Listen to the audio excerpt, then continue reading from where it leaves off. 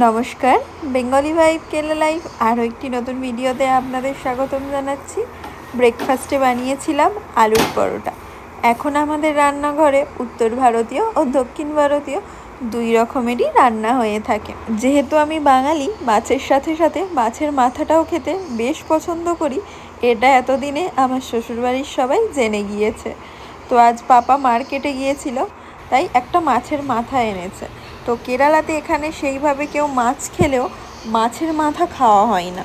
এই যে মাথাটি দেখছেন, এটি হচ্ছে ব্লুফিন টুনা, যেটিকে এখানে ক্যারামিন বলা হয়। জীবনে অনেক ধরনের মাছের মাথা খেয়েছি, তবে এই মাছের মাথা কোনোদিন খাওয়া হয়নি। দেখি রান্না করে কেমন স্বাদটা হয়। আর এই মাছের মাথাটা না আমার মাথার থেকেও বড় ছিল, আর সাথে ছিল এই বেশ কিছু ছোট চুনো মাছ। এই চুনো মাছ বা মোরলা মাছগুলো, এগুলোকে এখানে নাতুলি বলা হয়। এগুলো আরও বড় বড় সাইজেরও পাওয়া যায়। এই মাছগুলো বেশ ভালো করে ভাজলে কিন্তু বেশ খেতে লাগে। এই মাছের তোড়ানো আমার খেতে কিন্তু বেশ লাগে, তবে রেসিপিটা না আমার জানা নেই। আমি শিখে নিয়ে আপনাদের অবশ্যই দেখাবো। ছোট মাছগুলো ধুয়ে আমরা আবার বেরিয়ে পড়েছি। ওই যে বড় মাছের মাথাটা এনেছিল না, ওটা ভীষণ পরিমাণে শক্ত, আমরা বাড়িতে কাটতে পারছি না। তাই বেরিয়েছি, যে দোকান থেকে নিয়েছি ওনাদের বলবো, ওনারা যদি কেটে দেয়। আর শুধু ওটা না, সাথে বেশ কিছু টুকটাক জিনিসও কেনার ছিল, সেইগুলোও কিনে নেব।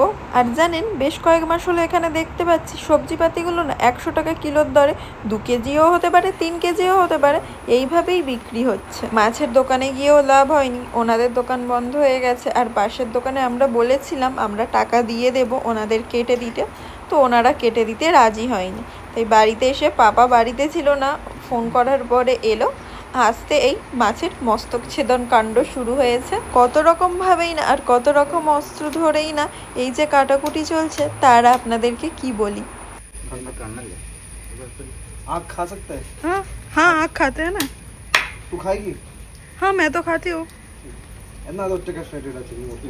नहीं, उसको काट दो, नहीं तो उसके अंदर मसाला नहीं जाएगा।